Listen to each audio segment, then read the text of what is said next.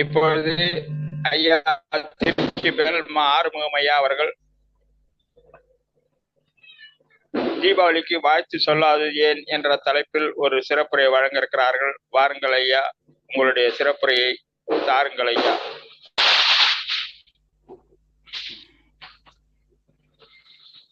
அன்பார்ந்த அறிவொளி காணொளி இயக்குனர் அவர்களுக்கும் நெறியாளர் அரும்பாக்கம் தாமோதரன் அவர்களுக்கும் இங்கே கலந்து கொண்டு மிக சிறப்பான பாடலை பாடிய அம்மா கலைச்செல்வி அவர்களுக்கும் இதில் கலந்து கொண்டிருக்கக்கூடிய அறிஞர் பெருமக்களுக்கும் என்னுடைய பணிவன்பான வணக்கத்தினை தெரிவித்துக் கொள்கின்றேன்.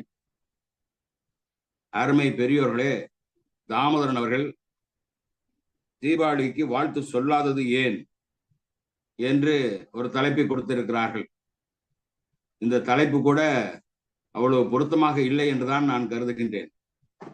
வாழ்த்து சொல்லாதது என்று சொன்னால் இந்த ஆண்டு ஏன் வாழ்த்து சொல்லவில்லை என்பதற்கான ஒரு காரணத்தை நாம் சொல்ல வேண்டியிருக்கும்.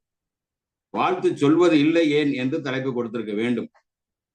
ஏனென்று சொன்னால் வாழ்த்து சொல்வது இல்லை என்று சொன்னால் இதற்கு முன்னதாகவும் வாழ்த்து சொன்னது இல்லை, இந்த ஆண்டும் வாழ்த்து சொல்லவில்லை, இனி வரக்கூடிய காலத்திலும் வாழ்த்து சொல்ல போவது இல்லை என்கின்ற பொருள்தான் அதற்கு வரும். எனவே வாழ்த்து சொல்வது இல்லை ஏன் என்கின்ற தலைப்பு பொருத்தமாக இருக்கும் என்று நான் கருதுகின்றேன். பெரியவர்களே, இந்த வாழ்த்து சொல்லக்கூடிய இந்த செய்தியை பற்றி இன்றைக்கு ஒவ்வொரு ஆண்டும் பார்த்தீர்கள் என்று சொன்னால் இந்த சங்கிகள் எப்பொழுது பார்த்தாலும் கிறிஸ்துமஸுக்கு வாழ்த்து சொல்றீங்க, ரம்ஜானுக்கு வாழ்த்து சொல்றீங்க, தீபாவளிக்கு ஏன் வாழ்த்து சொல்றதில்ல, பிள்ளையார் சதுர்த்திக்கு ஏன் வாழ்த்து சொல்றதில்ல, கிருஷ்ண ஜெயந்திக்கு ஏன் வாழ்த்து சொல்றதில்ல, இப்படி அப்படியே அடுக்கிக்கிட்டே போவாங்க. பல பேர் சொல்லுவாங்க. இந்த தமிழிசை சவுந்தரராஜன்ல இருந்து எச் ராஜாவில இருந்து அர்ஜுன் சம்பத்துல இருந்து எல்லாரும் கேட்கிற கேள்விதான். இந்த ஆண்டு அருமை சகோதரி வானதி அவர்கள் ரொம்ப ஆதங்கப்பட்டு அவங்களுடைய ட்விட்டர்ல பேஸ்புக்ல ரொம்ப கவலையோடு எழுதியிருக்காங்க.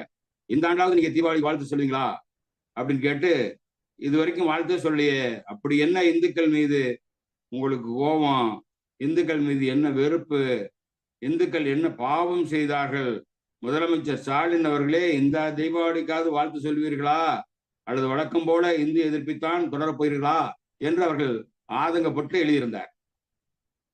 அருமை சகோதரி அவர்களே, உங்களுக்கு நான் சொல்லுகின்றேன், இந்த கேள்வி யாரை பார்த்து கேட்கணும்? பாவம் செய்ததால் நாங்க உங்களுக்கு வாழ்த்து சொல்லல அப்படின்னு ஸ்டாலின் அவர்கள் சொல்லல. கலைஞர் அவர்களும் என்றைக்கும் இந்துக்கள் பாவம் செய்து விட்டார்கள், அதனால் நான் வாழ்த்து சொல்ல மாட்டேன் என்று திராவிட இயக்க தலைவர்கள் சொன்னது கிடையாது. ஆனால் பாவம் செய்ததால் உங்களை நாங்கள் மனிதர்களாவே மதிக்க மாட்டோம் என்று சொல்லுகிறார்களே உங்களுடைய துறவிகள், ரிஷிகள், முனிவர்கள், சங்கராச்சாரிகள், ஜீயர்கள், அவர்களை பார்த்துத்தானே இந்த கேள்வியை கேட்கணும். மனிதனுக்கு மனிதன் தொடக்கூடாது, கண்ணில் படக்கூடாது, தெருவில் நடக்கக்கூடாது, குளத்தில் நீர் எடுக்கக்கூடாது என்கின்ற கொடுமைகளை இழைத்திருக்கக்கூடிய மதத்தை பார்த்துத்தானே நீங்கள் கேள்வி கேட்கணும். அவர்கள் இடுப்புக்கு கீழே, அவர்கள் முழங்காலுக்கு கீழே வேட்டி கட்டக்கூடாது, காலிலே செருப்பணியக்கூடாது, தோளிலே துண்டு போடக்கூடாது என்று சொல்லி வைத்தார்களே, அவர்களை பார்த்து தானே அந்த கேள்வியை கேட்கணும். அவர்கள் என்ன பாவம் செய்தார்கள், ஏன் அவர்கள் மீது இவ்வளவு வெறுப்பை காட்டுகிறீர்கள் என்று சொல்லணும். சூத்திரனுக்கு எதை கெடுத்தாலும் கல்வியை கொடுக்காது என்று எழுதி வைத்திருக்கிறானே, அந்த சூத்திரன் என்ன பாவம் செய்தான் என்று அவர்களை பார்த்து கேட்கணுமா இல்லையா? என்னைக்காவது கேட்டிருக்கீங்களா? சூத்திரன் கொலை செஞ்சா அவனை தூக்கில போடணும், பார்ப்பான் கொலை செய்தால் அவனை மொட்டை அடிக்கணும்னு சொல்லியிருக்காங்களே. சூத்திரன் உயரும் பார்ப்பான் மயிரும் சமம் என்று எழுதி வைத்திருக்கிறார்களே, அவர்களை பார்த்து என்னைக்காவது நீங்க கேள்வி கேட்டிருக்கீங்களா? என்ன பாவம் செய்தோம் நாங்கள், எதற்காக எங்களுக்கு இவ்வளவு பெரிய தண்டனை? நீங்கள் கொலை செய்தால் உங்களுக்கு தலையை மட்டும் மொட்டை அடிக்கிறார்கள், எங்கள் தலையே எடுக்கிறீர்களே, என்ன காரணம் என்று அவர்களை பார்த்து என்னைக்காவது கேட்டிருக்கீங்களா? உங்க சனாதன தர்மம் அப்படி சொல்லுகிறதே, அதை என்னைக்காவது கேட்டிருக்கிறீர்களா? சூத்திரன் நீதிபதியாக இருக்கக்கூடிய நாடு சதுப்பு நிலத்தில் அகப்பட்ட பசு போல அழிந்து போகும்னு எழுதியிருக்கான உங்க சாஸ்திரத்துல இந்த சூத்திரன் என்ன பாவம் செய்தான் என்று நீ கேட்டிருக்கணுமா இல்லையா? கேட்டிருக்கியா? என்னைக்காவது கேட்டிருக்கியா? இன்னைக்கு ஸ்ரீரங்கத்தை பத்தி அவ்வளவு வியாக்கியானம் பேசுறீங்களே. ஸ்ரீரங்கத்துல பெரியார் சிலை இருக்கிறது, அந்த பெரியார் சிலை இருப்பதால் பக்தர்கள் மனசு புண்படுது அப்படின்லாம் ஆதங்கப்படுறீங்களே.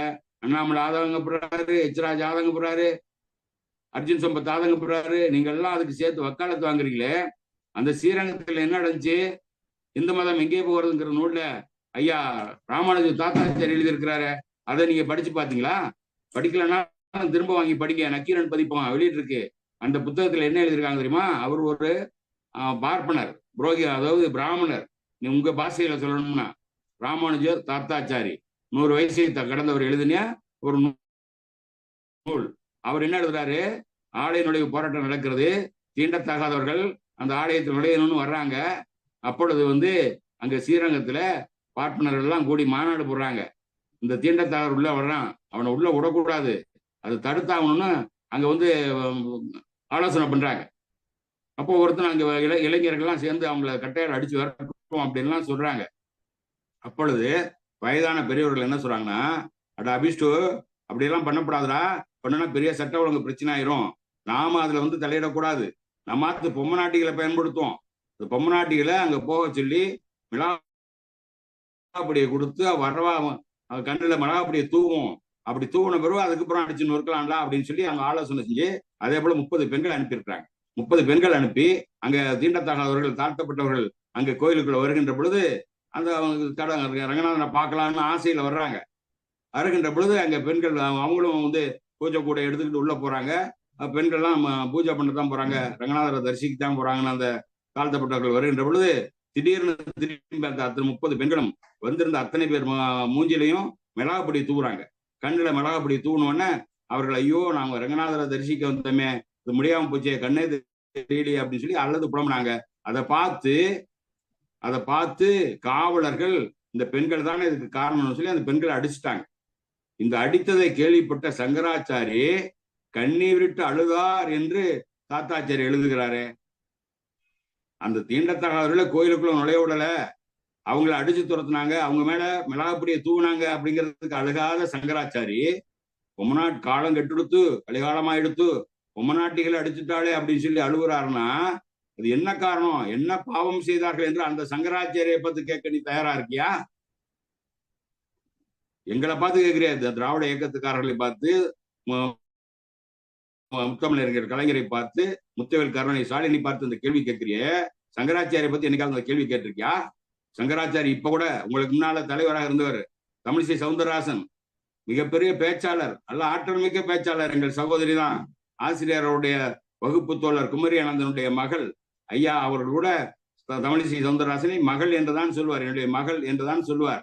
அந்த அளவுக்கு உரிமை பாராட்டக்கூடிய தமிழிசை சவுந்தரராஜன் இன்னைக்கு 2 மாநிலத்துக்கு கவர்னரா இருக்கிறார். அந்த கவர்னரா இருக்கிற தமிழிசை சவுந்தரராஜன் சங்கரமடத்துக்கு போறாரு. சங்கரமடத்துல அங்க சங்கராமனை கொலை பண்ணிட்டு குற்றவாளியாக உட்கார்ந்து இருக்கக்கூடிய அந்த சங்கராச்சாரி ஒரு ஆடை பொறுத்துறான், எல்லாத்துக்கும் கையில கொடுக்குறான். தமிழிசை சவுந்தரராஜனுக்கு மட்டும் அந்த பொன்னாடையை கையில் கொடுக்காம தூக்கி போடுறானே, அதுக்கு என்ன காரணம்னு கேட்டியா? தமிழிசை சவுந்தரராஜன் அக்கா என்ன பாவம் செய்தார்கள் சுவாமிகளே, சங்கராச்சாரியார் சுவாமிகளே, எதுக்காக அதை தூக்கி போறீங்கன்னு கேள்வி கேட்டீங்களா? அங்க சங்கரமடத்துல இன்னைக்கும் ஒரு தாழ்த்தப்பட்டவங்க கிடையாது, ஒரு பிற்படுத்தப்பட்டவங்க கிடையாது, அந்த சமையல்காரர் கூட வேற யாரும் கிடையாது, பிராமணர்கள் தான் இருக்காங்க. அவர்கள் ஏன் பிராமணர்கள் மட்டும் அங்க இருக்கணும்? நாங்களும் இந்துக்கள் தானே, நீங்களும் இந்துக்கள் தானே, நாங்க சமைச்சதை நீங்க ஏன் சாப்பிட மாட்டேங்கிறீங்க? ஒரு சமயக்காரன் வேலையாவது எங்களுக்கு கொடுங்க, ஒரு பிஎன் வேலையாவது எங்களுக்கு கொடுங்கன்னு உங்களுக்கு கேட்க வக்கு இருக்கா? இதே சுப்பிரமணிய சாமி போனா சமமா நாற்காலி போட்டு உட்கார வைக்கிறாரு, அதே பொன் ராதாகிருஷ்ணன் போனா தரையில உட்கார வைக்கிறாரு. இதை கேட்டிருக்கீங்க என்னைக்காச்சும்? இன்னைக்கு அண்ணாமலையா இருக்கட்டும், எல்முருகனா இருக்கட்டும், அமைச்சராக இருந்தாலும் யார் வந்தாலும் அவங்கள தரையில உட்கார வைக்கிறாரு. இவங்கெல்லாம் என்ன பாவம் செஞ்சாங்க சுவாமிகளே? எதற்காக அவங்கள தரையில உட்கார வைக்கிறீங்கன்னு எனக்காவது கேட்டிருக்கீங்களா? அப்படி கேட்டிருந்தீங்கன்னா இதை சொல்லலாம். நாங்க சொல்ல பாவம், நீங்க எல்லாம் பாவம் செஞ்சிட்டீங்க, இந்துக்கள் பாவம் செய்து விட்டார்கள், எனவே அவர்களுக்கு நாங்கள் வாழ்த்து சொல்ல மாட்டோம் என்று ஸ்டாலின் சொல்ல, திராவிட இயக்கத்தை யாருமே சொல்லல. ஆனா அவங்கதான் சொல்றாங்க, நீங்க எல்லாம் ஏன் இப்படி இழிபிறவைகளா இருக்கீங்கன்னா, நீங்க போன ஜென்மத்துல பாவம் செய்து இருக்கிறீங்க, போன ஜென்மத்துல பாவம் செய்த காரணத்தினாலதான் நீங்க இந்த மாதிரி இழிபிறவையா பிறந்திருக்கீங்க. இந்த ஜென்மத்துல நீங்க பிராமணனுக்கு தொண்டுலியம் செய்வதன் மூலமாக அடுத்த பிறவியில் உயர்ந்த ஜாதிகள் பிறப்பீர்கள் என்று எழுதி வைத்திருக்குதே உங்கள் சாஸ்திரம். அந்த சங்கராச்சாரியை பத்தி நீங்க கேள்வி கேட்டிருக்கீங்களா? அதுபோல இன்னும் ஒரு உங்களுக்கு புரிகிற மாதிரி சொல்லணும்னா, உங்க ஊர்ல நீங்க கோயம்புத்தூர் சேர்ந்தவர், இந்த கோயம்புத்தூரை சேர்ந்த உங்களுக்கு நன்றாக தெரியும். இந்த ஆண்டு பிப்ரவரி மாதம் உங்க ஊர்ல உள்ள இந்துஸ்தான் கல்லூரி அப்படிங்கிற ஒரு கல்லூரியில மிகப்பெரிய மாநாடு நடந்துச்சு. அந்த மாநாடு நடத்துனது யாரு? தமிழ்நாடு பிராமணர் சங்கம், தாம்ராஸ். அவங்கள பார்த்து நீங்க கேள்வி கேட்டீங்களா? ஏங்க நீங்களும் நாங்களும் இந்துங்கிறீங்க? அந்த நாராயணனை பார்த்து கேட்டீங்களா? ரங்கராஜ் பாண்டியை பார்த்து கேட்டீங்களா? அங்கே கலந்து கொண்ட யாரையாவது பார்த்து கேட்டீங்களா? நீங்களும் நாங்களும் இந்துன்னு சொல்றீங்களே, நீங்க மட்டும் வந்து பிராமண சங்கம் நடத்தினீங்கன்னா நாங்களாம் யாரு? நீங்க பிராமணர்கள்னா நாங்களாம் சூத்திரர்களா அப்படின்னு அந்த கேள்வி கேட்டீங்களா? என்ன பாவம் செஞ்சோம், எதுக்காக எங்களை நீங்க ஒதுக்குறீங்கன்னு சொல்லி நீங்க கேட்டீங்களா? அங்க பேசினவனா என்ன சொன்னா, பிராமணர்கள்லாம் பிரெயின் உள்ளவங்க, அதனால அவங்க உயர்ந்தவங்க, அவங்களுடைய அறிவுக்கு நிகராக யாரும் கிடையாது அப்படின்னு சொல்லி பேசினாங்களா இல்லையா? இப்ப பிராமணர்கள் பிரெயின் உள்ளவங்கன்னா பிராமணர்களா அத்தனை பேரும் நீங்களும் நானும் யார் வேண்டுமானாலும் அங்க வந்து அந்த இடத்துல வந்து வருவதற்கு தகுதி இல்லை, அவர்களுக்கு பிரெயின் இல்லாதவங்க, மூளை இல்லாதவங்கன்னு அவமானப்படுத்தினானே, அவனை பார்த்து கேட்டீங்களா? நீங்க என்ன பாவம் செஞ்சோம், ஏன் எங்களை ஒதுக்கி வைக்கிறீங்கன்னு கேட்டீங்களா? அதே வந்து ரங்கராஜ் பாண்டே அங்க பேசும்போது என்ன சொன்னாரு, நம்மளை வந்து சுவாமி சுவாமி என்று கூப்பிட்டு ஆண்டவனுக்கு அடுத்த இடத்துல நம்மளை வச்சிருந்தான். இன்றைக்கு உங்க நிலையை நீங்க தாழ்த்திக்கிட்டீங்க. நீங்க வந்து அந்த பழைய சம்பிரதாயத்துக்கு வரணும், ஜாதி தொழிலை செய்யணும், நீங்க வந்து புரோகிதம் பண்ணணும் அப்படின்னு ஜாதி தொழிலை வந்து வலியுறுத்தினானே. அந்த வலியுறுத்துகின்ற பொழுது அதை வந்து பார்த்து நீங்க கேட்டீங்களா? நீங்க ஜாதி தொழிலை செய்ய சொல்றீங்கன்னா நாங்க வந்து அப்ப பெண்கள்லாம் யாரு? பெண்கள் பாவ யோனியில் பிறந்தவர்கள்னு எழுதி வச்சிருக்கீங்களே, அந்த பாவ யோனியில் பிறந்தவர்கள் உங்களை எழுதி வச்சிருக்காங்க, பெண்களை பத்தி எழுதி வச்சிருக்கு உங்களுடைய நீங்க போற்றக்கூடிய பகவத்கீதை. அந்த பகவத்கீதை கேள்வி கேட்டீங்களா? இந்த ரங்கராஜ் பாண்டியை கேள்வி கேட்டீங்களா? தாம்ராஸ் நாராயணனை கேள்வி கேட்டீங்களா?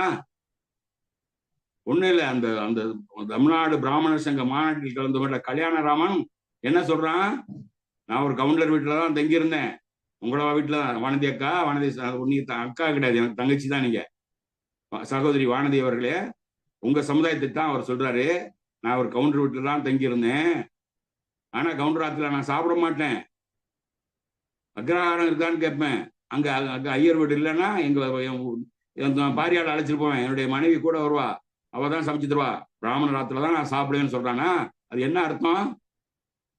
சிந்திச்சு பாருங்க. என்ன பாவம் செஞ்சேன் கல்யாணராமன் அவர்களே, நாங்க என்ன பாவம் செஞ்சோம், ஏன் எங்க வீட்டுல சாப்பிட மாட்டேங்கிறீங்கன்னு அவனை பார்த்து கேட்டீங்களா? நீங்க உண்மையிலே இந்துன்னா என்ன பண்ணணும்? நீங்க தீபாவளி கொண்டாடுறீங்க, நீங்க ஸ்டாலின் வாழ்த்து சொல்லாதனால நீங்க ஒன்றும் தீபாவளி கொண்டாடாம இருக்கல, கொண்டாடுறீங்கல்ல. நீங்க தீபாவளி கொண்டாடினா என்ன செய்வீங்க? உங்க உறவினர்கள் எல்லாத்தையும் அழைப்பீங்கல்ல, சொந்தக்காரங்க, அண்ணன் அண்ணன் தம்பி மாமன் மச்சான் சித்தப்பா பெரியப்பா அக்கா தங்கச்சி பேர் அவங்க அப்பாவோட சொந்தக்காரங்க அம்மாவோட சொந்தக்காரங்க எல்லாத்தையும் கூப்பிடுவீங்களே, எல்லாரும் இந்துக்கள் தானே. அதே போல உங்க இந்துக்கள் எல்லாத்தையும் கூப்பிடுங்க.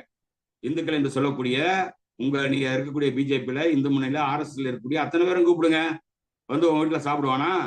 ரங்கராஜ் பாண்டே உங்க வீட்டுல சாப்பிடுவானா? எஸ்.வி. சேகர் சாப்பிடுவானா? குருமூர்த்தி சாப்பிடுவானா? கேடி ராகவன் சாப்பிடுவானா? எல்லாரையும் கூப்பிடு, எல்லாரையும் கூப்பிட்டு அருமையான சாப்பாடு எங்க வீட்டுல சமைச்சிருக்கோம், சைவ சாப்பாடு, நல்ல அறுசுவை உணவு, அத்தனை பதார்த்தங்களை வச்சு நாங்க சாப்பிட்டுருக்கோம், சமைச்சிருக்கோம், அத்தனை பலகாரங்களை செஞ்சிருக்கோம், அதை வந்து சாப்பிடுங்க அப்படின்னு சொல்லி எல்லாரையும் உட்கார வச்சு நீயும் சாப்பிட்டு அவங்களையும் சாப்பிட வச்சிருந்தீங்கன்னா நீங்க இந்த கேள்வியை கேட்கலாம். உன் வீட்டுல வந்து அன்னைக்காவது சாப்பிடுவானா? சாப்பிட்டு இருக்கானா? கல்யாணராமன் இப்ப இந்த 2023 சொல்றானே, சூத்ரா வீட்டுல சாப்பிடக்கூடாது, சாப்பிட்டா அவருடைய குணம் நமக்கு வந்துடும் சொல்றானே. என்ன காரணம்? உங்களுடைய சாஸ்திரங்கள் அப்படி எழுதி வச்சிருக்கு. அந்த சாஸ்திரங்கள் என்ன எழுதி வச்சிருக்கு? அம்பேத்கர் அவர்கள் ரொம்ப தெளிவா சொல்றாரு. அம்பேத்கர் அவர்கள் இங்க பாருங்க, அந்த புத்தகம் நான் கையில வச்சிருக்கேன், சூத்திரர்கள் யார் என்கின்ற புத்தகம். இந்த புத்தகத்துல உங்களுடைய சாஸ்திரங்கள் ரொம்ப புனிதமாக போற்றக்கூடிய உங்களுடைய சாஸ்திரங்கள் இருக்கு இல்லையா, அந்த சாஸ்திரங்கள்ல என்ன எழுதி வச்சிருக்கிறான்னா பாருங்க, 96வது பக்கத்திலையும் 97வது பக்கத்திலையும் மிக தெளிவாக அதை எழுதி வச்சிருக்கிறாங்க. என்ன சொல்றாங்கன்னா, உங்களுடைய சுருதிகள் ஸ்மிருதிகள் என்ன சொல்லுதுன்னா,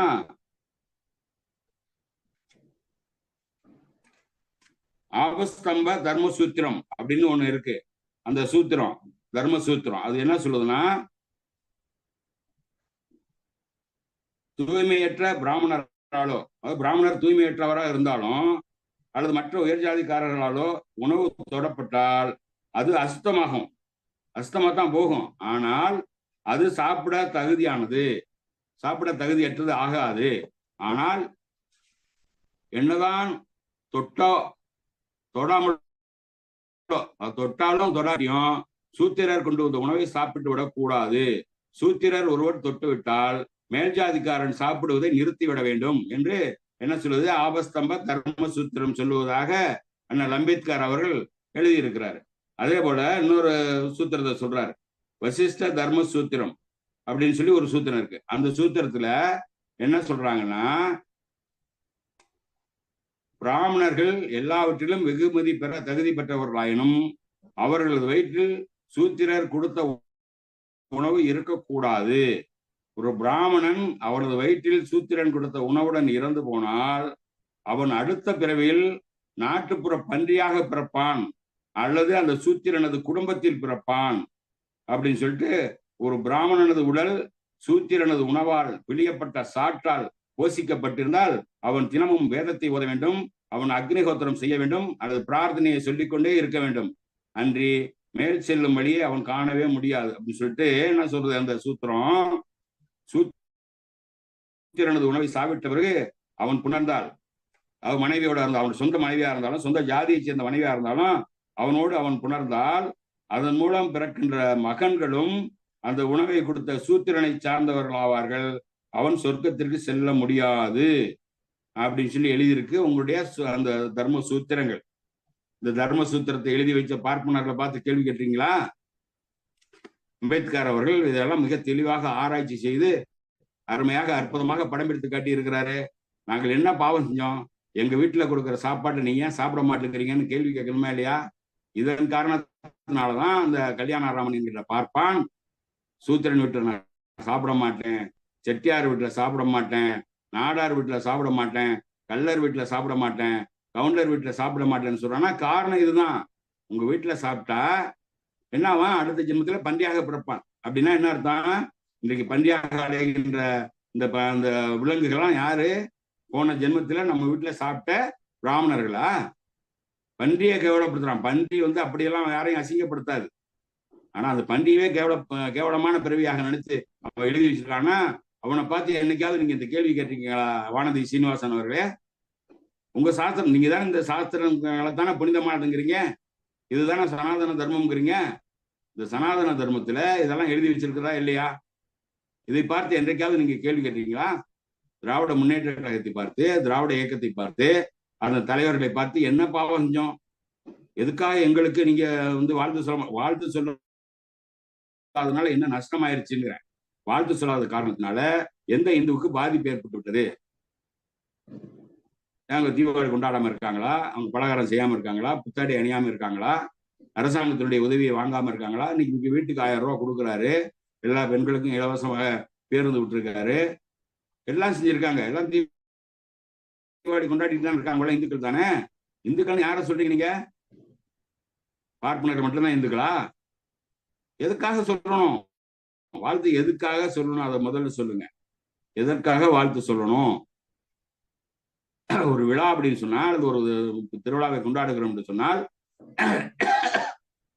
அது அர்த்தமுள்ளதாக இருக்கணும், அறிவுபூர்வமானதாக இருக்கணும். இன்னைக்கு இவ்வளவு பேச்சு பேசுறீங்களே, இன்னைக்கு பார்ப்பான் எவனாவது நம்முடைய கடவுளை கடவுளாக வணங்குகிறானா? பெரியார் கேட்கிறாரு, நீங்க நீங்க ஏன் அந்த கடவுளை வணங்கலை, இந்த கடவுளை வணங்கினான்னு சொன்னீங்களே, எந்த பார்ப்பனாவது நம்முடைய மதுரை வீரனையோ, நம்முடைய காத்தவரானையோ, நம்முடைய அம்மன் சாமியையோ அல்லது முனியாண்டி சாமியோ வணங்குறானா? எவ்வளவு உயர்ந்த பண்புள்ளவனாக இருந்தாலும் ஒரு சூத்திரன் விட்டு ஒரு பாப்பான் சாப்பிட மாட்டான். நல்ல உயர்ந்த தொழில் செய்வனா இருந்தாலும் அந்த பாப்பான் நம்முடைய சூத்திரன் வீட்டுல சாப்பிட மாட்டான். ஆனா எவ்வளவு இழிவான குணமுள்ளவனா இருந்தாலும், கேவலமான தொழிலை செய்யக்கூடியவனா இருந்தாலும் ஒரு பாப்பான் வீட்டுல எல்லாரும் போய் சாப்பிட்றானே, அதுக்கு என்ன காரணம்? அந்த கேவலமான பார்ப்பான் கூட நம்ம வீட்டுல சாப்பிட மாட்டேங்கிறானே, அதுக்கு என்ன காரணம்? என்னைக்காவது கேள்வி கேட்டீங்களா? தமிழிசை அந்த வானதி அவர்களே, தமிழிசை வானதி எல்லாம் நீங்க சிந்திச்சு பார்க்கணும். நீங்க எல்லாம் எதுக்காக பேசிட்டு இருக்கீங்க? யாருக்காக பேசிட்டு இருக்கிறீங்க? உங்களை மனுஷனா மதிக்கிறானா? முதல்ல அவனுக்கு சமமா நினைக்கிறானா? இன்றைக்கும் ஸ்ரீரங்கம் கோயில்ல அந்த தீண்டாமை நிலவுகிறது. இந்துக்களை தவிர வேற யாரும் உள்ள வரக்கூடாதுன்னு சொல்றானே, நீங்க தானே சொல்றீங்க. இந்த நாட்டுல எங்க மதம் தான் சகிப்புத்தன்மை உள்ள மதம்னு சொல்றீங்களே. சகிப்புத்தன்மை உள்ள மதம் மற்றவங்களாம் மதமாற்றம் செய்யறான்னு சொல்றான். மதமாற்றம் செய்யக்கூடிய எவனாவது அவனுடைய சர்ச்சுக்குள்ள வர வேண்டாம்னு யாரையாவது தடுக்கிறானா? மசூதிக்குள்ள வர வேண்டாம்னு தடுக்கிறானா? நீங்க மட்டும் ஏன் இந்துக்களை தவிர வேற யாரும் இந்த கோயிலுக்குள்ள வரக்கூடாதுன்னு ஸ்ரீரங்கம் போன்ற கோயில பெரிய போர்டை போட்டு வச்சிருக்கீங்களே? என்னக்கா அவங்களே என்ன பாவம் செஞ்சாங்கன்னு நீ கேட்டியா? மற்றவங்க எல்லாம் பாவம் செஞ்சாங்களா? ஒரு காலத்துல பஞ்சமர்களும் வேறு மதத்தை சேர்ந்தவர்களும் உள்ள வரக்கூடாதுன்னு எழுதி வச்சிருந்தான். இன்றைக்கு இந்து சமய அறநிலைத்துறை கட்டுப்பாட்டுல அந்த கோயிலெல்லாம் வந்துருச்சு. பெரியார் வந்துட்டாரு, வெள்ளக்காரன் போயிட்டான். இன்னைக்கு அம்பேத்கர் அரசியல் சட்டம் எழுதிட்டாரு. அதனால நீங்க தீண்டத்தகவல் உள்ள நுழைய வர முடியாது அப்படின்னு சொல்லி நீங்க தடுக்க முடியல. அதனால அதை மட்டும் எடுத்துட்டு பஞ்சமர்களும் வேற்று மதத்தை சேர்ந்தவர்களும் உள்ளே நுழையக்கூடாது என்கின்ற அந்த போர்டை எடுத்துட்டு இப்போ வேற்று மதத்தை சேர்ந்தவர்கள் இந்துக்கள் அல்லாதவர்கள் உள்ளே வரக்கூடாதுன்னு வச்சிருக்கீங்க. அப்ப என்ன அர்த்தம்? இந்துக்கள் அல்லாதவர்கள் பாவம் செஞ்சவங்கன்னு சொன்னாலும் இந்துக்களே நீ பாவம் செய்யணும்னு சொல்லி உள்ள நுழைய அனுமதிக்கலையே. அதை என்னைக்காவது நீங்க கேள்வி கேட்டிருக்கீங்களா? இதே ஸ்ரீரங்கத்துல இளையராஜா எத்தனை லட்சம் ரூபா கொடுத்தாரு? அன்றைக்கு ஒரு 40 வருஷத்துக்கு முன்னால 8 லட்சம் ரூபா கொடுத்துருக்கிறாரு. 8 லட்சம் ரூபாய் இன்னைக்கு எத்தனை கோடி ரூபாய்க்கு சமம்? அவ்வளவு பெரிய தொகை கொடுத்த இந்த இளையராஜாவுக்கு என்ன மரியாதை கொடுக்கப்பட்டது? அந்த இளையராஜா என்ன பாவம் செய்தார் என்று ஜீயரை பார்த்து கேள்வி கேட்டீங்களா? இன்னைக்கு ஸ்டாலின் வாழ்த்து சொல்லலாம்னு சொல்றீங்களே, தீபாவளிக்கு வாழ்த்து சொல்லலாம்ன்றீங்க. உங்களுடைய மதங்கள்ல உள்ள பண்டிகைகளுக்கு ஜீயர் கந்தர் சஷ்டிக்கு வாழ்த்து சொல்றாரா? சிவராத்திரிக்கு வாழ்த்து சொல்றாரா? சங்கராச்சாரி ராமநவமிக்கு வாழ்த்து சொல்றாரா? இஸ்கான் அமைப்பு இந்த மாதிரி சிவராத்திரிக்கு வாழ்த்து சொல்லுதா? எங்கேயாவது வாழ்த்து சொல்லி இருக்காங்களா? ஏன் அவங்கள பார்த்து நீங்க கேள்வி கேட்க மாட்டேங்கிறீங்க? என்னன்னு சொல்ல போனா நீங்க எல்லாம் இந்துக்கள்னு சொல்றீங்க, நீ முருகனை வணங்குறீங்க, பிள்ளையாரை வணங்குறீங்க, எல்லாம் எல்லா கடவுளையும் வணங்குறீங்க. இந்துக்கள்னு சொன்னா நீங்க என்ன பண்றீங்க? தமிழ்நாட்டுல விநாயகர் சதுர்த்தி கொண்டாடுறீங்க, ராமநவமி கொண்டாடுறீங்க, கிருஷ்ண ஜெயந்தி எல்லாம் கொண்டாடுறீங்க. வடநாட்டுல எவனாவது முருகன் பிறந்த நாளை கொண்டாடுறானா? கந்தர் சஷ்டி கொண்டாடுறானா? கந்தர் சஷ்டி கவசத்தை வாசிக்கிறானா? இன்னைக்கு எல்லாரும் வடநாட்டு பேரெல்லாம் வச்சுக்கிறோம். கிருஷ்ணன் வச்சுக்கிறோம், ராமன் வச்சுக்கிறோம், லட்சுமணன் வச்சுக்கிறோம், சீதன் வச்சுக்கிறோம், எல்லா பேரையும் வச்சுக்கிறோம். ஆனா வடநாட்டுக்காரன் எவனாவது முருகன் அப்படிங்கிற பேர் வச்சிருக்கானா? கந்தன் அப்படிங்கிற பேர் வச்சிருக்கானா? கதிர்வேல் அப்படிங்கிற பேர் வச்சிருக்கானா? பழனிங்கிற பேர் வச்சிருக்கானா? என் தமிழ்நாட்டுக்குள்ள பாப்பா வச்சிருக்கானா? முதல்ல சொல்லு. என்கிட்ட கூட பல பேர் கேட்பாங்க, என்னங்க நீங்க கடவுள் இல்லைன்னு சொல்றீங்க, ஆறுமுகம்னு பேரை வச்சிருக்கீங்களேன்னு இல்லை பல பேர் கேட்டிருக்காங்க. நான் அவங்கள்ட்ட கேட்டிருக்கேன். ஆமாங்க, எங்க அப்பா அம்மா நான் 6வதா பிறந்தேன் என்பதற்காக அந்த பேர் வச்சிருக்காங்க. அந்த கடவுள் பேர் என்பதற்காக அல்ல. எனக்கு முன்ன 5 பேர் பிறந்துட்டாங்க, நான் 6வதாக பிறந்தேன் என்பதற்காக ஆறுமுகம் என்று பெயர் வச்சிருக்காங்க. இன்றைக்கும் பல பேருக்கு அந்த ஆறுமுகம் என்ற பெயர் உள்ளவங்க எல்லாம் கேட்டாக்க நீங்க எத்தனாவதா பிறந்தீங்கன்னா 6வதா பிறந்தீங்கன்னா 199% சொல்லுவாங்க. அவ்வளவு பேரும் 6வதாக பிறந்தவர்கள் தான் ஆறுமுகம்னு வச்சிருக்காங்க. நான் அவங்கள்ட்ட கேட்பேன், என்கிட்ட இந்த கேள்வியை கேட்கிறவங்களுக்கு கேட்பேன், இந்த ஆறுமுகம் என்கின்ற பெயர் எந்த பார்ப்பானாவது வச்சிருக்கானா சொல்லுங்க. எந்த பார்ப்பானாவது ஆறுமுகம் என்ற பெயர் வைத்திருந்தால் யாரையாவது காட்டுங்க. அடுத்த நிமிஷமே நான் மாத்திக்கிறேன். பெரியார் சொன்னாரு, நீங்க ஏங்க ராமசாமின்னு வச்சிருக்கேன்னு சொன்னா, உனக்கு பிடிக்கலன்னா என்ன விளக்கமாறன்னு கூப்பிடு, செருப்புன்னு கூப்பிடுன்னு சொன்னாரு. அது போல என் மேல மாத்திட்டு நான் விளக்கமாறன்னு கூட வச்சுக்கிறேன், செருப்புன்னு வச்சுக்கிறேன், தொடப்ப கட்டன்னு வச்சுக்கிறேன். எந்த பார்ப்பானாவது ஆறுமுகம் என்கிற பெயரை வைத்திருக்கானா? இந்த கேள்வி யாராவது நீங்க கேட்டிருக்கீங்களா எங்கேயாவது? இந்துக்கள் தானே, வடநாட்டுல இருக்கணும் இந்துக்கள் தான், நீங்களும் இந்துக்கள் தானே. தமிழ்நாட்டில் தானே யாரும் முருகன்கிற பேரு கிடையாது. கேரளாவில் கொஞ்சம் பேர் வச்சிருப்பான், ஆந்திராவில் தமிழ்நாட்டை ஒட்டி இருக்கக்கூடிய ஊர்களை வச்சிருப்பான். முருகன் என்கின்ற பேர் யாருக்கும் இல்லையே, மதுரை வீரன் என்கின்ற பேர் யாருக்கும் இல்லையே, காத்தவராயன் என்கிற பெயர் இல்லையே. இதெல்லாம் இந்து கடவுள் இல்லையா? இந்த இந்து கடவுளை ஏன் வடநாட்டுக்காரன் கொண்டாட மாட்டேங்கிறான்? நீங்க மட்டும் அங்கிருந்து ஏன் ராமநவமி கொண்டாடுறீங்க, ராமனுக்கு கோயில் கட்டுறீங்க, அதுக்கான இங்க இருந்து பூஜைக்கு போறீங்க, போய் பாபர் மசூதி இடிச்சுட்டு அந்த இடத்துல ராமன் கோயில் கட்டுறதுக்கு துடிக்கிறீங்க. எதற்காக துடிக்கிறீங்க? இவங்கெல்லாம் என்ன பாவம் செஞ்சாங்க? தமிழ்நாட்டில் உள்ளவங்க என்ன பாவம் செஞ்சாங்க? முருகன் என்ன பாவம் செஞ்சாரு? வள்ளின்னு யாராவது ஒரு பாப்பாத்திக்கு பேர் வச்சிருக்காங்களா? தெய்வானன் கூட வச்சிருப்பாங்க. அவ இந்திரனுக்கு பிறந்தவ. வள்ளி ஒரு குரத்தி. வள்ளி என்று எந்த பார்ப்பாத்திக்காக பேர் வச்சிருக்காங்களா? வடநாட்டுல யாராவது வள்ளின்னு பேர் வச்சிருக்காங்களா? இந்துக்கள் தானே. இதெல்லாம் என்னைக்காவது கேள்வி கேட்டீங்களா சகோதரி அவர்களே? இதை கேட்கறதுக்குலாம் உங்களுக்கு அருகதை உண்டா?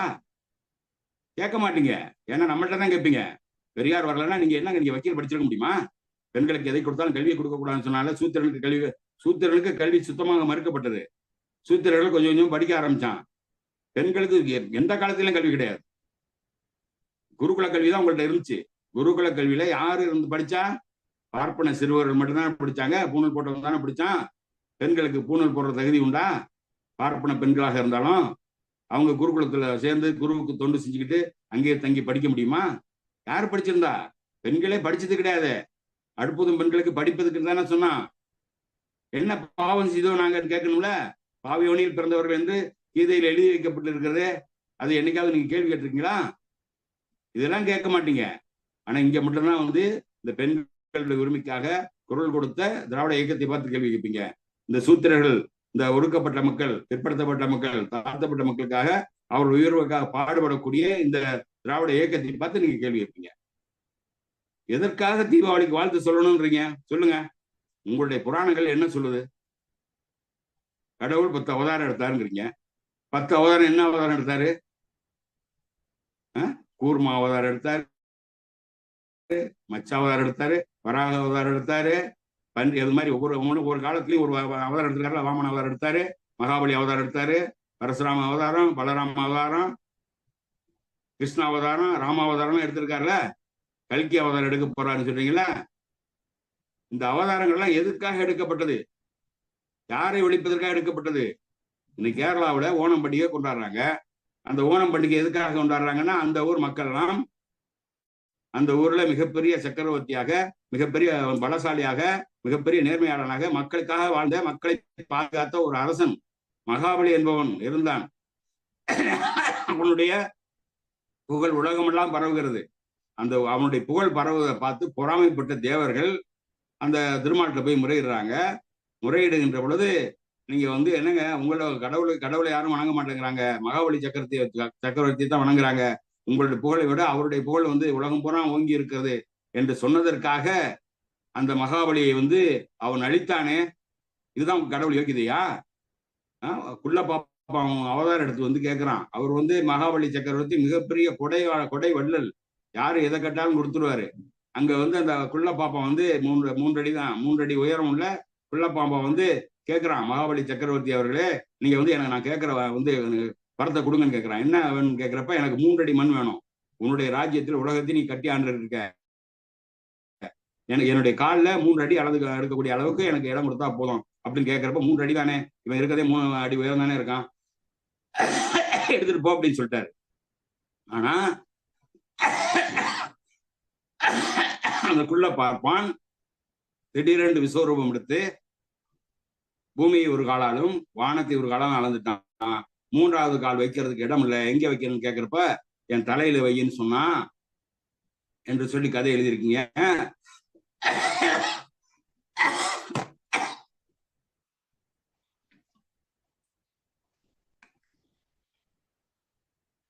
அவன் தலையில வைத்து பூமிக்குள்ள அழுத்தி பாதாளத்துக்குள்ளே அழுத்தி கொன்று விட்டான் என்று உங்களுடைய புராணம் சொல்லுது.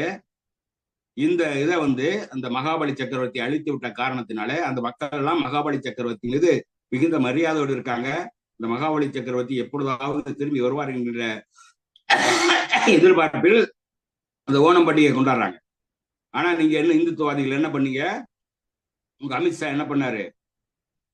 அமித்ஷா ஒரு 5-6-7 ஆண்டுகளுக்கு முன்னால ஒரு ட்விட்டர் போடுறாரு. என்ன போடுறாரு? இது மகாபலி சக்கரவர்த்தியை கொண்டாடக்கூடாது, இது வாமன அவதாரம் எடுத்து வந்த திருமாலுடைய அவதாரம், அந்த திருமால் வாமனனாக அவதரித்த தினம் என்றுதான் அதுக்கு கொண்டாடணுமே தவிர மகாபலி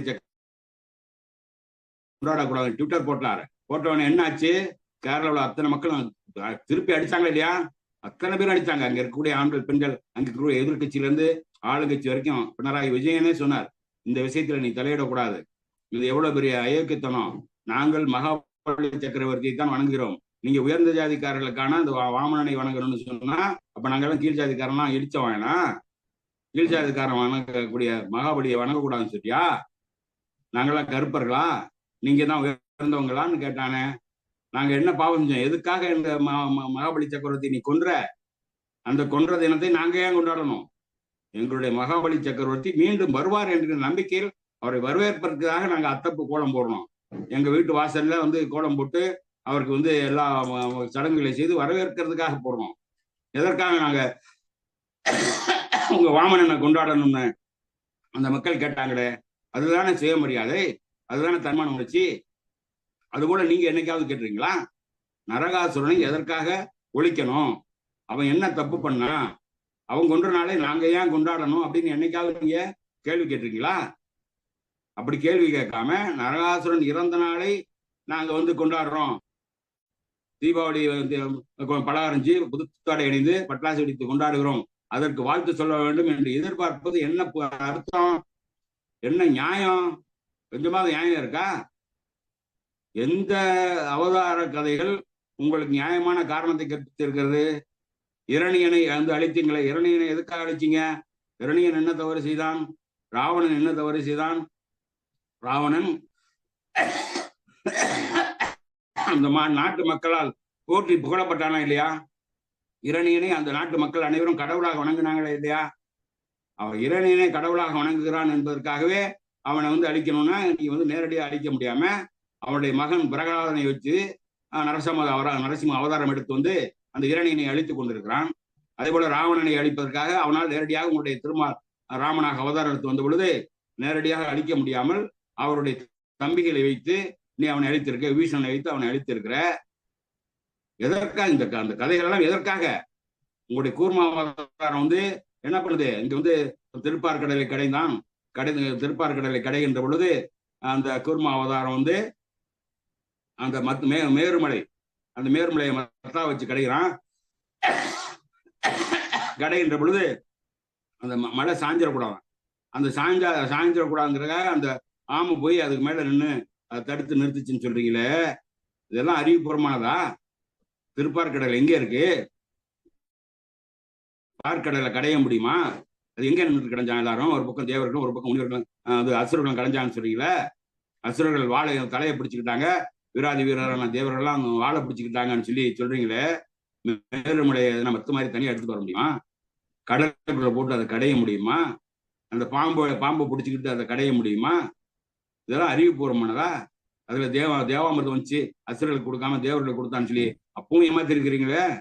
இன்றைக்கு கல்வி என்கின்ற ஒன்று வருகின்ற பொழுது சூத்திரர்களுக்கு கொடுக்க கூடாது, பார்ப்பன மட்டும் தான் படிக்கணும்னு அவன் வச்சுக்கிட்டு இருக்கானே. அது போல அன்றைக்கு அமிர்தம் வந்த போது கூட அந்த சூத்திரர்களுக்கு அசுரர்களுக்கு கொடுக்க கூடாது என்று ஏமாத்தி இருக்கிறானே. மோகினி அவதாரம் எடுத்து அவன் பெண்களை பயன்படுத்தி ஏமாத்தி இருக்கிறானே. இது அறிவுபூர்வமானதா?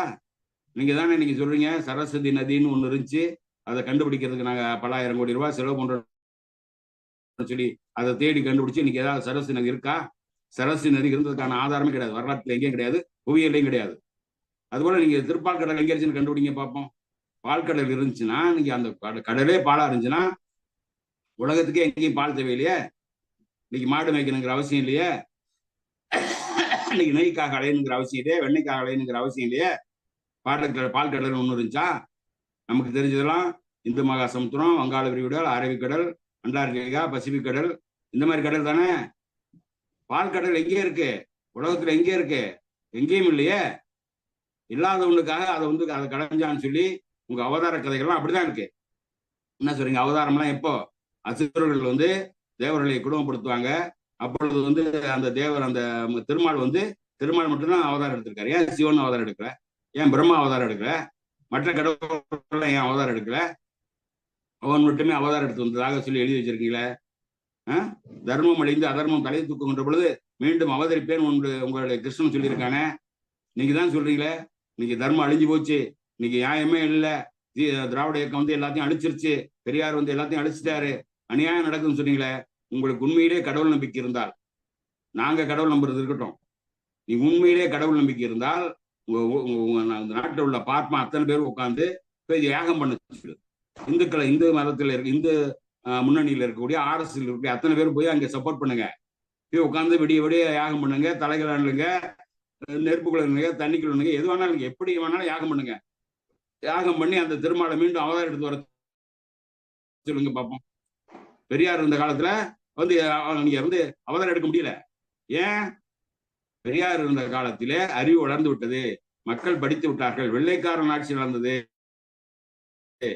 வெள்ளைக்காரன் ஆட்சி மட்டும் இல்லைன்னா உங்க மன்னர் ஆட்சி இருந்திருந்தால், மனு தர்மம் கோலிச்சு இருந்தால், பெரியாரை நயவஞ்சகமாக கொண்டு விட்டு திருமால் அவதாரம் எடுத்து அழித்து விட்டார் என்று கதை கட்டியிருப்பீங்களா இல்லையா?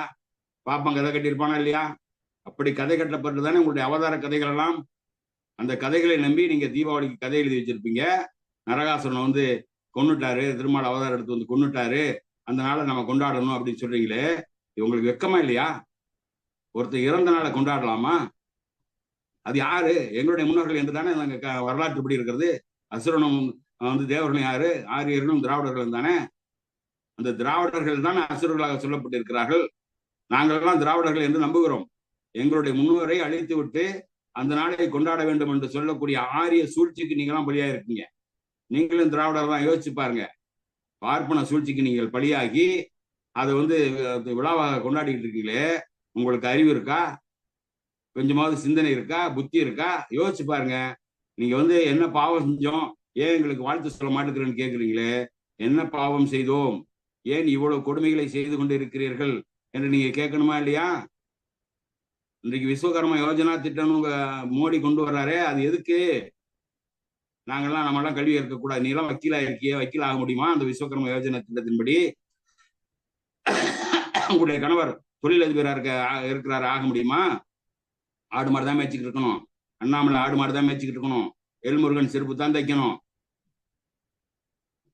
யார் வேற என்ன தொழில் செய்ய முடியும்? நீங்க வந்தீங்கன்னா மனு தர்மத்தை சட்டமாக்குவீங்க. மனு தர்மத்தை சட்டமாக்குவதற்காக நாங்கள் உங்களுக்கு ஆதரவு கொடுக்கணுமா? மனு தர்மத்தை சட்டமாக்குவதற்காக உங்களுக்கு வாழ்த்து சொல்லணுமா? இந்து ராஜ்யம் வரணும்னு நாங்க ஒத்துக்கணுமா? நீங்கள் பாரதம் என்று சொன்னாலும் நாங்க ஏற்றுக்கணுமா? பாரதம் என்று ஒரு காலத்திலும் ஏற்றுக்க முடியாது. இது இந்தியா தான். இது தீபாவளி என்பது எவ்வளவு மோசமானது என்பதற்கு இன்றைக்கு வந்திருக்கக்கூடிய அந்த அறிக்கைகள், இன்றைக்கு தீபாவளினால என்ன எவ்வளவு இழிவுகள், அவலங்கள் நடந்திருக்கிறது. சுற்றுச்சூழல் பாதிக்கப்பட்டு கொண்டு இருக்கிறது, காற்று மாசு ஏற்பட்டு இருக்கிறது. காற்று மாசு ஏற்பட்டது மூலமாக எவ்வளவு வந்து நாட்டுல வந்து கொடுமை நடந்திருக்கு பாருங்க. தேசிய அந்த குறியீடு பாருங்க, காற்று மாசுடைய குறியீடு 0ல இருந்து 50, 100 வரைக்கும் தான் சரியான அளவு. இன்றைக்கு வந்து தமிழ்நாட்டுல நிறைய வந்து ஒவ்வொரு ஊர்லயும் அந்த காற்று மாசினுடைய அந்த குறியீடு, தரக்குறியீடு இருப்பாருங்க. ஒவ்வொரு ஊரையும் சென்னையிலேயே பாத்தீங்கன்னா அபிராமபுரத்துல 122 மைக்ரான், அது போல வந்து கும்மிடிப்பூடியில 193, அரும்பாக்கத்துல தாமோதரன் இருக்கிற ஊர்ல 157 மைக்ரான் இருக்கு. அது போல வந்து 200க்கு மேல, 200ல இருந்து 300 வரைக்கும் மிக அதிகப்படியான மாசு வந்து சென்னையிலேயே இருந்திருக்கு. அப்போ அந்த காற்று மாசு ஏற்படுவதன் மூலமாக, பட்டாசு வெடிப்பதன் மூலமாக எவ்வளவு மாசு ஏற்பட்டு அங்க எத்தனை ஆஸ்துமா நோயாளிகள், நுரையீரல் பாதிப்புக்கு ஆளாகிறாங்க, மூச்சு திணறல் ஏற்படுது, எத்தனை முதியவர்கள் அதனால பலியாகிறாங்க. அந்த பட்டாசு வெடிக்கிறதுனால எவ்வளவு குப்பைகள் டன்னு கணக்குல ஒவ்வொரு ஆண்டும் வந்து, சென்ற ஆண்டு மட்டும் 5000 டன் சென்னையில மட்டும் குவிந்ததாக சொல்றான். மதுரையில 1000 டன் குப்பை குஞ்சிருக்கு, திருச்சியிலேயே 1000 டன் குப்பை குஞ்சிருக்கு. இந்த குப்பைகளால எவ்வளவு மாசு ஏற்படுது. உங்களுடைய மத விழாக்களை நடத்துவதனால, கடவுளை கொண்டாடுவதனால எவ்வளவு மாசு. நீங்க வந்து தண்ணீர்ல மாசு ஏற்படுத்துறீங்க. பிள்ளையார் சிலையை கொண்டு போய் அங்க ரசாயனம் பூசப்பட்ட சிலையே கடல்ல கலைக்கிறீங்க, ஆத்துல கரைக்கிறீங்க, குளத்துல கரைக்கிறீங்க. நீதிமன்றம் உத்தரவு போடலைன்னா இந்த மாசு இன்னைக்கு எவ்வளவு அதிகமா இருக்கும். ஏதாவது பொறுப்புணர்ச்சிக்கா உங்களுக்கு? சமுதாயத்தின் மீது அக்கறை இருக்கிறதா? இந்த மக்களுக்கு இவ்வளவு பெரிய மாசு ஏற்படுகிறது, இந்த காற்று மாசு ஏற்படுகிறது, நீர் மாசு ஏற்படுகிறது, தண்ணீர்ல மாசு ஏற்படுகிறது, நம்ம அந்த மாசு ஏற்படுத்தலாமான்னு சிந்தனை இருக்கா உங்களுக்காவது? ஒரு நாள் மட்டும் தானே அப்படின்றீங்களே. ஒரு நாள் மட்டும்தான் மூச்சு திணறல் ஏற்படுது, ஒரு நாள் செத்து போயிடுறான், ஒரு தடவை தானே சாவுறோம், அதுக்காக நம்ம ஏத்துக்க முடியுமா? இன்னைக்கு வந்து மாசு தமிழ்நாட்டுல இந்த அரசாங்கம் எடுத்த நடவடிக்கையின் காரணமாக ஓரளவுக்காவது கட்டுப்படுத்தப்பட்டிருக்கிறது. பாத்தீங்கன்னா நம்ம நிகழ்ச்சி ஆரம்பிக்கிறதுக்கு முன்னால ஏராளமான பட்டாசு சத்தம். தாமோதரன் அவர்களே அதனாலதான் தாமதமாக இதை துவக்கினார். எங்க வீட்டுக்கு பக்கத்துல ஏராளமான பட்டாசு வெடிச்சுக்கிட்டே இருந்தான். இந்த குறிப்பிட்ட நேரம் தான் நீங்க வெடிக்கணும், அதுக்கு மேல வெடிச்சா காவல்துறை நடவடிக்கை எடுக்கும் என்று கடந்த சில ஆண்டுகள் அதுதான். அதுக்கு நேரம் பாத்தீங்கன்னா ஒரு 10 ஆண்டுகளுக்கு முன்ன பாத்தீங்கன்னா நேரங்காலமே இல்லாம வெடிச்சுக்கிட்டே இருப்பான். மூச்சு திணறு, நம்மளால வெளியே வர முடியாது, பாதையே தெரியாது, அந்த அளவுக்கு புகை மண்டலமா இருக்கும், எங்க பார்த்தாலும் குப்பையா கிடக்கும். ஆனா இன்றைக்கு ஓரளவுக்காவது இப்பொழுது கட்டுப்படுத்தப்பட்டு இருக்குது. காலையில் 1 மணி நேரம், மாலையில் 1 மணி நேரம் தான் வெடிக்கணும்னு அரசாங்கம் தடை போட்டிருக்கு. இந்த அரசாங்கம் தான் மக்கள் மீது அக்கறை உள்ள அரசாங்கம். மக்கள் மீது அக்கறை இருக்கின்ற காரணத்தினால நீங்க தீபாவளி வேணாம் கொண்டாடிக்கிங்க, தீபாவளி கொண்டாட வேண்டாம்னு தடை போடல, தீபாவளி கொண்டாடிக்கிங்க. ஆனா காலையில 1 மணி நேரம், மாலையில மட்டும் 1 மணி நேரம் வெடிச்சுக்குங்க, மீதி நேரத்தில் வெடிக்கக்கூடாது, இரவுலாம் வெடிக்கக்கூடாது, நீங்க பகல் பூரா வெடிக்கக்கூடாது என்று சொல்லி கட்டுப்படுத்துவதன் காரணமாக மக்கள் மீது ஏன் இந்த வெறுப்பு என்று கேட்குறீங்கல்ல? வெறுப்பு இல்ல, மக்கள் மீது பற்று உள்ள காரணத்தினால், மக்கள் மீது பாசம் உள்ள காரணத்தினால், மக்கள் மீது அக்கறை உள்ள காரணத்தினால் இந்த அரசாங்கம் இப்படிப்பட்ட கட்டுப்பாடுகளை விதித்ததன் மூலமாகத்தான் இன்றைக்கு மாசு கட்டுப்பாடு ஓரளவுக்கு கட்டுப்படுத்தப்பட்டு இருக்கிறது. தமிழ்நாட்டிலே அந்த மாசு குறைந்திருக்கிறது. ஆனால் வட மாநிலங்களிலே எவ்வளவு மாசு! இன்னைக்கு டெல்லியில எல்லாம் வந்து உலக சுகாதார மையமே வந்து குறிப்பிடக்கூடிய அளவோட அதிகபட்சமா 600க்கு மேல மைக்ரானுக்கு மேல போயிருச்சு. அங்க மனுஷனே வாழ தகுதியற்றதாக போயிருச்சு. அங்க உள்ள வட மாநிலங்கள் பூரா மாசு, காற்று மாசு, பட்டாசு மாசு. தீபாவளியில ஏகப்பட்ட பட்டாசு வெடிக்கலாம். இன்னைக்கு சொல்றீங்களே வந்து ராமர் கோயில்ல அயோத்தியில வந்து 24 லட்சம் விளக்குகள் கொளுத்தப்பட்டு இருக்குன்னு சொல்றீங்களே, அங்க விளக்குகள் கொளுத்தப்பட்டதுனால என்ன லாபம்? அங்க இருக்கக்கூடிய ஏழை மக்கள் சமையலுக்கு எண்ணெய் இல்லாம தவிக்கிறாங்க. நீங்க 24 லட்சம் வந்து அகல் விளக்கு அப்படின்னா ஒரு விளக்குக்கு 1/2 லிட்டர்னா எத்தனை லட்சம் வந்து லிட்டர் எண்ணெய் அங்க பயன்படுத்தப்பட்டிருக்கும், வீணாக்கப்பட்டிருக்கும். அங்க ஏழை மக்கள்லாம் வந்து பாட்டில கொண்டு வந்து அதை கொஞ்சம் கொஞ்சமா பிடிச்சி கொண்டு போறாங்க. வீட்டுல சமைக்கிறதுக்கு கொண்டு போறாங்கன்னா எவ்வளவு அவல நிலையில் இந்த நாடு இருக்கிறது. உத்தரப்பிரதேசம் எப்படிப்பட்ட மோசமான வறுமையில் மக்களை வைத்திருக்கிறது. பணக்காரர்கள் டன்னு கணக்குல, டின்னு கணக்குல, லிட்டர் கணக்குல கொண்டு போய் அங்க விளக்கு ஊத்துறான், விளக்குல எண்ணெய் ஊத்துறான். ஏழைகள் தாங்க வீட்டுல சமையலுக்கு எண்ணெய் இல்லாமல் அந்த விளக்குல ஊத்தக்கூடிய எண்ணெயை கொண்டு வந்து சமைக்கிறான்னா இது எவ்வளவு பெரிய கொடுமை. இங்க நம்ம ஊர்லயே பாத்தீங்கன்னா விளக்கேத்துறதுக்குன்னு தனியா எண்ணெய் இருக்கு. அந்த எண்ணெயில நம்ம சமைக்க முடியாது, சமைக்க கூடாது. ஆனா அங்க வடநாட்டுல என்ன மாதிரி எண்ணெயில வந்து அந்த விளக்கு ஏத்துறான்னு தெரியல. அந்த எண்ணெயை கூட மக்கள் பிடிச்சிட்டு போய் அங்க வந்து சமையலுக்கு பயன்படுத்துறான்னா இவ்வளவு மோசமான நிலை இருக்கிறது. அந்த மக்கள் மீது அந்த அரசுக்கு அக்கறை இருக்கிறதா? அக்கறையற்ற அரசு, மக்கள் மீது வெறுப்பு கொண்ட அரசு, மக்களை தீண்டாமைக்கு உள்ளாக்கக்கூடிய அரசு, மக்களுடைய கல்விக்கு அக்கறை இல்லாத அரசு வடநாட்டில் இருக்கிறது, உத்தரப்பிரதேசத்தில் இருக்கிறது, நீங்கள் ஆளக்கூடிய மாநிலத்தில் இருக்கிறது. நீங்கள் மக்களை பற்றி கவலைப்படாத காரணத்தினால்தான் நீங்க கடவுளுக்காக கவலைப்படுறீங்க, மதத்துக்காக கவலைப்படுறீங்க. ஆனா இந்த அரசு, தமிழ்நாடு அரசு, திமுக அரசு மதத்தை பற்றி கவலைப்பட வேண்டிய அவசியம் இல்லை. நாம் மக்களை பற்றி கவலைப்படுவோம் என்று சொல்லுகிறது. மக்களை பற்றி கவலைப்படுகின்ற காரணத்தினால்தான் மக்களுக்கு வேண்டியதெல்லாம் செய்து கொண்டிருக்கிறது. மக்களுக்கான கல்வியை கொடுத்து கொண்டிருக்கிறது, குழந்தைகளுக்கான சாப்பாடு கொடுத்து கொண்டு அவருடைய கல்விக்காக காலை உணவு, மதிய உணவு என்றெல்லாம் போட்டுக் கொண்டிருக்கிறது. இலவச பேருந்து கொடுக்கிறது, படிக்கின்ற பெண்களுக்கு 1000 ரூபாய் கொடுக்கிறது. இந்த மக்கள் மீது உள்ள அக்கறையின் காரணமாக நீ என்ன இந்துக்கள் மீது ஏன் வெறுப்பு என்று சொல்றீங்களே? இந்த காலை உணவு திட்டத்துல பயனடைகிற குழந்தைகள் இந்துக்கள் குழந்தைகள் கிடையாதா? இந்த கல்லூரிக்கு போகிற பெண்கள் யாரும் இந்துக்கள் குழந்தை கிடையாதா? இந்த பேருந்திலே செல்லக்கூடிய பெண்கள் இந்து பெண்கள் கிடையாதா? இந்துக்கள் மீது வெறுப்பு இருந்தால் இதையெல்லாம் செய்யும் அந்த அரசு. இந்துக்கள் மீது அக்கறை உள்ள அரசு தான் இதை செய்து கொண்டிருக்கிறது.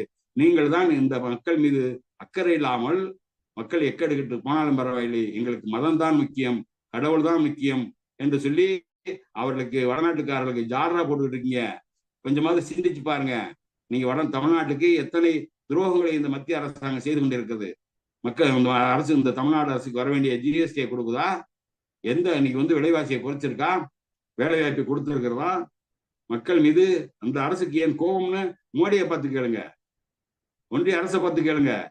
யாரை பார்த்து கேட்குறீங்க? இந்த மக்கள் மீது ஏன் வெறுப்பு என்று கேட்குறீங்க? நீ மோடியை பார்த்து கேட்க வேண்டிய கேள்வியை எல்லாம் இங்க தமிழக அரசை பார்த்து முத்துவேல் கருணாநிதி ஸ்டாலினை பார்த்து கேட்டுக்கொண்டு இருக்கிறீர்கள் என்று சொன்னால் இது மிகப்பெரிய கடைஞ்செடுத்த பித்தலாட்டம், ஐயோக்கியத்தனம். இந்த பித்தலாட்டம் நீண்ட நாளைக்கு எடுபடாது. மக்கள் எல்லாம் வந்து பார்த்துக்கிட்டு தான் இருக்காங்க. இன்னைக்கு வந்து கிறிஸ்தவத்துக்கு நீங்க வந்து கொடுக்குறீங்களே, வாழ்த்து சொல்றீங்களே, முஸ்லீமுக்கு வாழ்த்து சொல்றீங்களே, இந்துக்களுக்கு வாழ்த்து சொல்லணும்னு சொல்றீங்களே, அதை கிறிஸ்தவ மதம் வந்து குறிப்பிட்ட ஒரு கடவுளை தான் வணங்குறாங்க. இஸ்லாமியர்கள் குறிப்பிட்ட ஒரு கடவுளை தான் வணங்குறாங்க. அங்க போனா கிறிஸ்தவன் கட்டி பிடிக்கிறான், கை கொடுக்குறான். இஸ்லாமியர் கட்டி பிடிக்கிறான். உங்க சங்கராச்சாரி ஸ்டாலினை கட்டி பிடிப்பாரா? உங்க கணவர், நீங்க பெண்ணு, உங்க பெண்ணை சமமா நீங்க நடத்துவானா சங்கராச்சாரி? பெண்ணுக்கு என்ன மரியாதை அங்க இருக்கு? படித்த பெண்கள்லாம் வந்து ஒழுக்கக்காடானவங்க, வேலைக்கு போற பெண்கள்லாம் ஒழுக்கக்காடானவங்கன்னு சொன்னவங்க தானே சங்கராச்சாரி. இங்க 70% பெண்களுக்கு வந்து பெண்மையே இல்லைன்னு சொன்னவன் தானே குருமூர்த்தி. அவன் தானே உங்களுக்கு RSS குருநாதர். உங்க குருநாதர் கோல்வால்கர் பெண்களை பத்தி என்ன கருத்து கொண்டிருக்காரு? பெண்களை பத்தி ஏதாவது நீங்க வந்து திட்டங்கள் வச்சிருக்கீங்களா? பெண்கள்லாம் வந்து நாங்க தெய்வமா போட்டுறோம்னு சொல்றீங்களே, தெய்வமாக போற்றுகின்ற உங்க இந்து மதத்துல எங்கேயாவது உங்களோட RSS காரணோ அல்லது வந்து இந்து மதத்துவாதிகளோ ராமநவமி கொண்டாடுறீங்க, கிருஷ்ண ஜெயந்தி கொண்டாடுறீங்க, விநாயகர் சதுர்த்தி கொண்டாடுறீங்க, கந்தர் சஷ்டி கொண்டாடுறீங்க, எங்கேயாவது பெண் கடவுளுக்கு அந்த பிறந்த நாளை கொண்டாடுறீங்களா? சரஸ்வதி சதுர்த்தின்னு கொண்டாடுறீங்களா? பார்வதி ஜெயந்தின்னு கொண்டாடுறீங்களா? லட்சுமி வந்து சஷ்டின்னு கொண்டாடுறீங்களா? எந்த பெண் கடவுளுக்கு நீங்கள் பிறந்த நாள் கொண்டாடுறீங்க? பெண்களுக்கு வந்து மரியாதை இருக்குன்னு சொன்னீங்களே, பெண்களை கடவுளாக வணங்குறேன்னு சொன்னீங்களே.